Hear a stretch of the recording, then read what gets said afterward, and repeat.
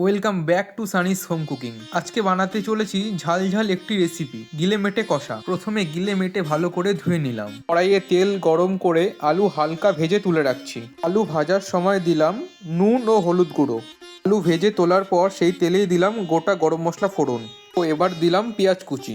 লাল লাল করে ভালোভাবে ভাজতে হবে। পেঁয়াজ ভাজা হলে দিয়ে দেবো আদা রসুন ও কাঁচা লঙ্কা বাটা। সবকিছু ভালোভাবে কষিয়ে নেব। সবকিছু কষানো হলে দিয়ে দেবো হলুদ গুঁড়ো ও দেবো জিরে গুঁড়ো, ধনে গুঁড়ো ও কাশ্মীরি লঙ্কা গুঁড়ো। দিয়ে দেবো পরিমাণ মতো নুন ও সামান্য জল দিয়ে মশলাটাকে ভালোভাবে কষিয়ে নেব। কিছুক্ষণ পর দিলাম কুচনো টমেটো। ভালোভাবে মশলার সাথে কষিয়ে নেব। টমেটো গলে গেলে দিয়ে দেবো গিলে মেটে। ভালোভাবে মশলার সাথে কষিয়ে নেব। বেশ কিছুক্ষণ মশলার সাথে কষিয়ে দিয়ে দেবো জল, যাতে ভালোভাবে সিদ্ধ হয়ে যায়। ও দিয়ে দেবো ভেজে রাখা আলুগুলো। সব কিছু ভালোভাবে মিশিয়ে ঢাকনা দিয়ে রাখবো বেশ কিছুক্ষণ। সব কিছু ভালোভাবে সিদ্ধ হয়ে গেলে নামাবার আগে দেবো বেশ কিছুটা ধনেপাতা। আমাদের গিলেমেটে কষা তৈরি। এবার পরিবেশন করে নিচ্ছি। গরম ভাতের সাথে একদম পারফেক্ট কম্বিনেশন।